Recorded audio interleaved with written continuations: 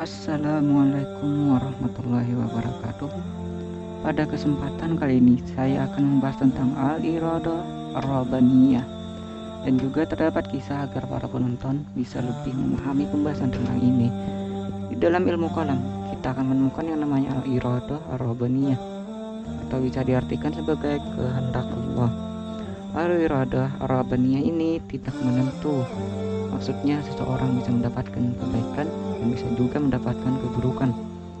Dan mengenai ini tidak ada satupun yang keluar dari ruang lingkupnya, baik orang non-Islam maupun yang Islam. Mereka sama-sama berada dalam ruang lingkup al-iradah ar-rabbaniyah. Ada sebuah cerita menarik mengenai ini, yang mana dalam kisah ini terdapat pelajaran tersirat mengenai al-iradah ar-rabbaniyah.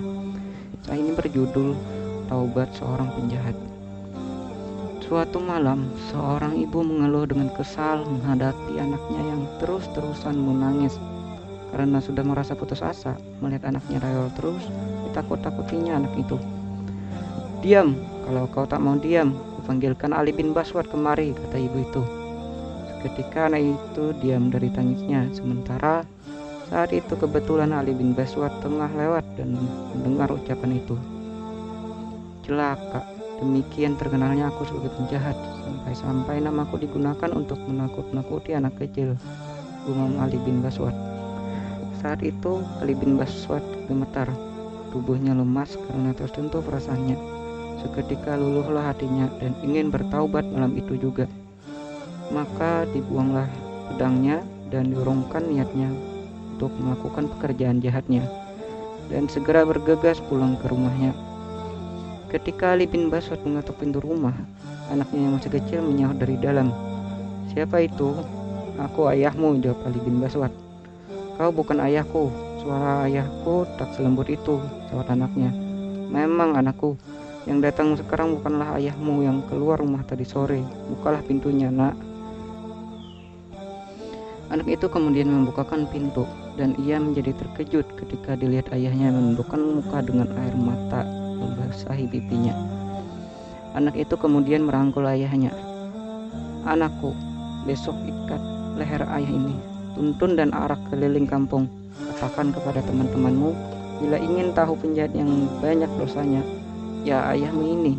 Tapi malam ini orang yang jahat itu telah insaf," kata Ali bin Baswad sambil tetap menangis dan menciumi pipi anaknya. Karena merasa terharu, anak itu pun menangis. Ia menjadi gembira ayahnya kini telah insaf dan menyesali perbuatan-perbuatannya.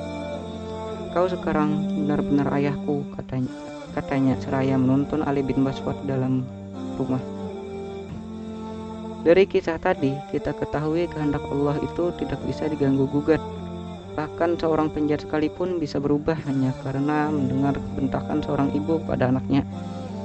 Iradah ar-rabbaniyah ini tidak bisa ditebak oleh kita sebagai manusia. Namun ada kehendak Allah yang sudah Allah beritahukan pada kita lewat Al-Quran. Contohnya pada kutipan ayat dalam surah An-Nisa, "Bismillahirrahmanirrahim. Wallahu yuridu ayyatuba alaikum." Artinya, dan Allah hendak menerima taubatmu. Dalam kutipan ayat tersebut, Allah Subhanahu wa taala ingin memaafkan kesalahan-kesalahan kita.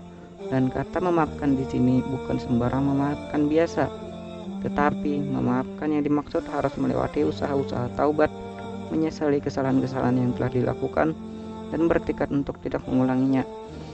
Diampuninya kita merupakan salah satu rahmat terbesar bagi kita, karena mesti diterimanya dan diperhatikannya seorang hamba itu merupakan karunia terbesar.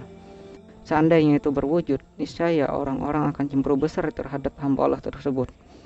Karena al-iradah rabbaniyah ini tidak menentu, maka kita semua hendaklah selalu berusaha berbuat kebaikan agar kita mendapat kehendak Allah yang baik. Demikian penerangan terhadap al-iradah rabbaniyah ini. Semoga ini dapat menambah takwa dan keimanan terhadap para penonton sekalian. Terima kasih sudah menonton dan wassalam.